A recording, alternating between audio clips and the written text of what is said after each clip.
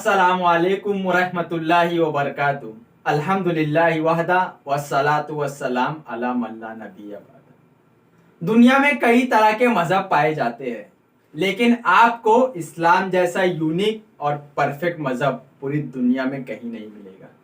ऊपर ऊपर से देखने पर आपको इस्लाम और दूसरे मजहबों में ज्यादा कुछ फर्क नजर नहीं आएगा, लेकिन अगर आप ईमानदारी के साथ इस्लाम को थोड़े डीप में स्टडी करोगे तो चौंक जाओगे और कहोगे कि वाकई इस्लाम जैसा यूनिक मजहब पूरी दुनिया में कहीं नहीं है।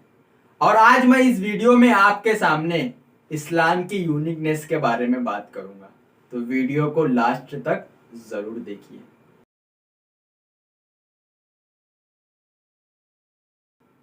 इस्लाम के अलावा दूसरे मजहबों के मानने वालों में ऊपर वाले मालिक के मुतालिक बहुत सारे कंफ्यूजन और कॉन्ट्रोडिक्शन दिखाई देता है। कोई कहता है कि हम सब का बनाने वाला मालिक एक है, तो कोई कहता है कि 3 है, तो कोई कहता 33 करोड़। कोई कहता है कि मालिक वो है जो खाता और पीता है, तो कोई कहता है कि मालिक हर जगह और हर चीज में है। कोई कहता है कि मालिक वो है जिसकी औलाद होती है। ये सारे कंफ्यूजन, ये सारे कॉन्ट्रडिक्शन आपको ऊपर वाले मालिक के सिर्फ क्वालिटीज में ही नजर नहीं आएगा, बल्कि उस मालिक की भक्ति और उपासना में भी आपको ये सारे कंफ्यूजन दिखाई देंगे। लेकिन इस्लाम में इस तरह के कंफ्यूजन जर्रा बराबर भी आप नहीं पाएंगे। अगर आप दुनिया के एक कोने में रहने वाले मुसलमान से ऊपर वाले मालिक के क्वालिटीज के बारे में पूछोगे, तो वो मुसलमान वही जवाब देगा जो दुनिया के दूसरे कोने में रहने वाला मुसलमान जवाब देगा। उस क्वालिटीज को अल्लाह ताला ने बहुत ही सिंपल और विदाउट एनी कंफ्यूजन के कुरान में जिक्र किया है। जैसे कि अल्लाह ताला सूरह इखलास सूरह नंबर 112 में फरमाता है, कुल हु अल्लाहु अहद, कह दीजिए कि वो अल्लाह एक है। अल्लाहु समद, अल्लाह किसी पर डिपेंड नहीं, किसी पर निर्भर नहीं।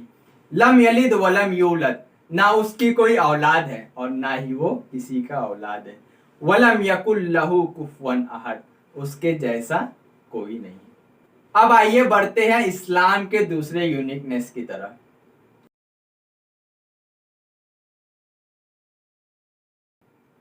इस्लाम के अलावा दूसरी मजहबी किताबों में आपको बहुत सारे बदलाव और चेंजेस नजर आएंगे।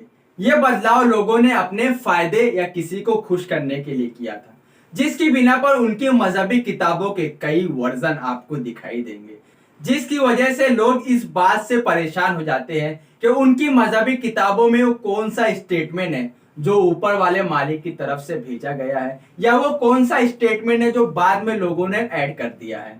जबकि आपको इस्लाम की मजहबी किताब कुरान में इस तरह का बदलाव या चेंजेस नहीं दिखाई देगा, क्योंकि इस कुरान की हिफाजत की जिम्मेदारी अल्लाह ताला ने खुद अपने जिम्मे ले रखा है। जैसे कि अल्लाह ताला कुरान में फरमाता है सूरह हिज्र सूरह नंबर 15 की आयत नंबर 9 में, इन्ना नहनु नज़्ज़लना ज़िक्रा व इन्ना लहू लहाफिज़ून।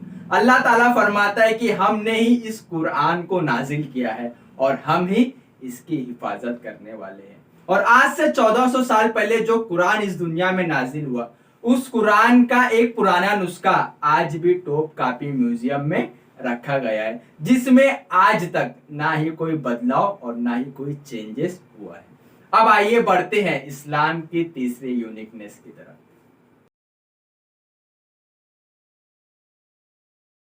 सेकेंड वर्ल्ड वॉर के बाद जब हिटलर ने 60 लाख यहूदियों को होलोकास्ट करके उनका कत्ल कर दिया, तो दुनिया का कोई भी कानून इस हिटलर को सजा नहीं दे पाया और ना ही कोई भी मजहब उन्हें तसल्ली दे सका कि हिटलर या इसके जैसे जो दूसरे मुजरिम है उन्हें भरपूर सजा मिल सके। लेकिन अगर आप कुरान को समझकर पढ़ोगे तो आपको इस बात का पता चलेगा कि अल्लाह ताला कुरान में अल्टीमेट जस्टिस के बारे में बात करता है। जैसे कि अल्लाह ताला सूरह निसा सूरह नंबर 4 की आयत नंबर 56 में फरमाता है कि जो लोग अल्लाह ताला की आयतों का इनकार करते हैं, अल्लाह ताला उन्हें आग में डालेगा। जब उनकी खालें जल जाएगी तो उसे बदल देगा ताकि वो लोग अजाब का मजा चख सके। और ये अजाब 1 या 2 दिन के लिए नहीं होने वाला है, बल्कि हमेशा हमेश के लिए होने वाला है।